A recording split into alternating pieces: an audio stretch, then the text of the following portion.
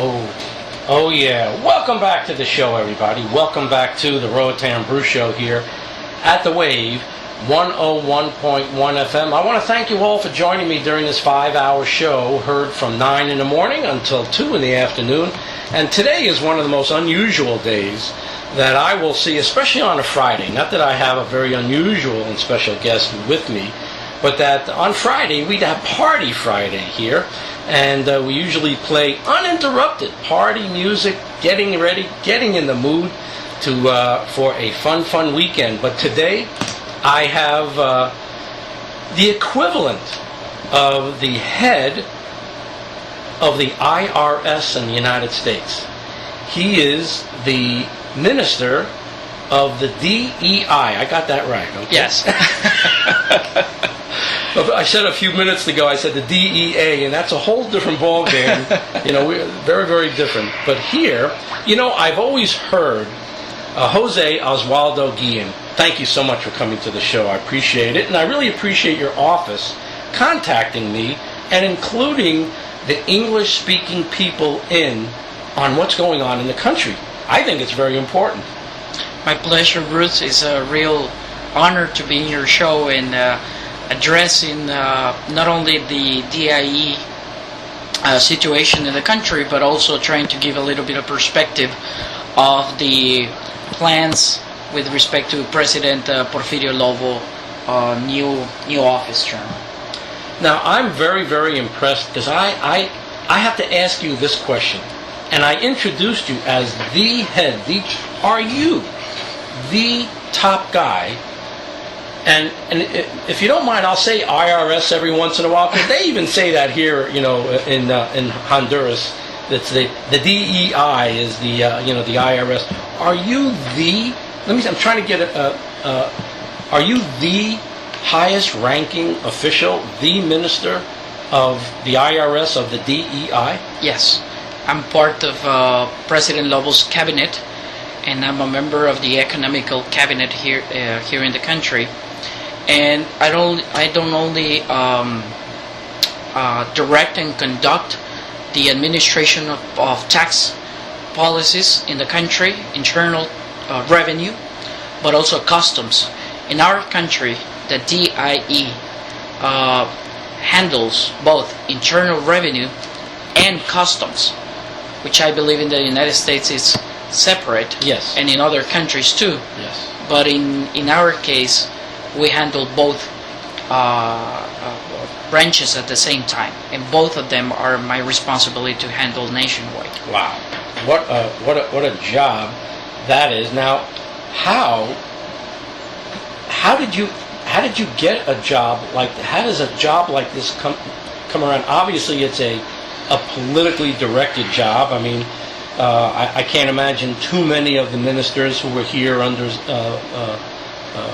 Private Citizens Alliance still being here. Tell me about your background. I mean, how does someone become a head of an IRS here in Honduras? Well, first of all, I'm an attorney and notary, and during my first years of law, I procure with tax law, even though most people don't know that. I began my experience in public office during President Ricardo Maduro's term, which I know he's a very well-known man here in the island. I think he's great. I was Secretary General of the Ministry of the Interior, equivalent to the State Department in the United States. Wow. For a year. And then for the rest 2.5-3 years, I was the head legal advisor for the President's office. When we finished term in 2006, I moved back to the private sector, to my law firm. I used to do quite some business here in the island, legally speaking, and of course continue working in legal matters with President Maduro in his private companies. And as from January the 27th, I was offered to handle this post by President Porfirio Lobo. I used to have a relationship with President Porfirio Lobo when he was the President of Congress.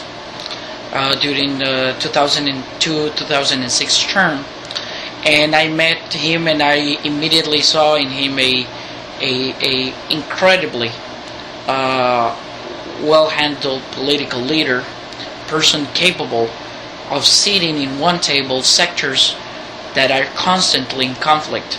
So he really caught not only my attention but my respect on that, because he proved himself has the capabilities and the abilities to be a leader, and for that reason I believe that God bless him with the possibility of being our new president in Honduras. Tell me about your education. How does someone get the kind of education that they need to have such an important job like you have? Well, I consider myself being blessed by our Lord. After finishing law school here in Honduras, I did my postgraduate studies in Barcelona, Spain, international law, and I also did some studies in the United States. And of course, after that, I received my notary degree from the Honduran Supreme Court. That, I believe, has provided me with an exceptional possibility for getting to know different systems and different ways of how things works in other countries, and try to bring the best of them into my country. I'm not a political career guy, not a public career guy. I just believe that in order to make changes in our community, we don't only need to be criticizing and doing it from outside. We have to get into the system and try to work against the tide and try to do things better for our fellow citizens. Well, let's get right into it now, because certainly taxation here on the island is very controversial, to say the least, and complicated would be an understatement.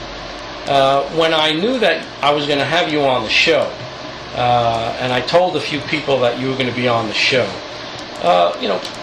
basically the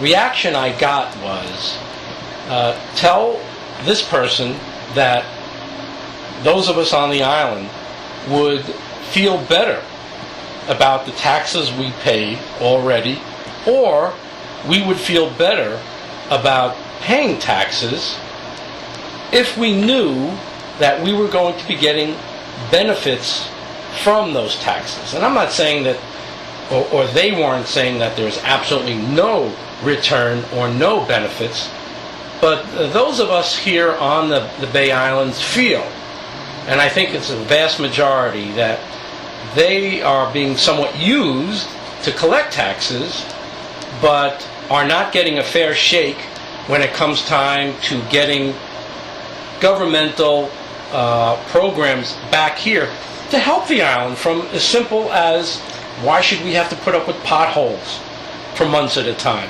or terrible road conditions, or why should nurses and doctors paid by the government, why should they not be paid for months at a time, or why should teachers not be paid, or you get the general idea of what I'm saying.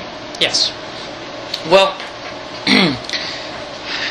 there's several ways to address your question, and I would first say that if you look at the tax collection pot in Honduras, the Bay Islands and Roatan support very few on that, and the reasons are diverse. But I'm very glad to say that the foreign community that lives in the island are, for a good part, the taxpayers on that percentage, a very good percentage. So I think it's a matter of culture. That's very important. Paying taxes, even though it's an obligation, regardless of what you get back, but despite of that, you need to get back something. But it's a culture, and I have to admit that not only in Roatan but in the entire country, there has not been a thorough work, in-depth work in improving that tax-paying culture.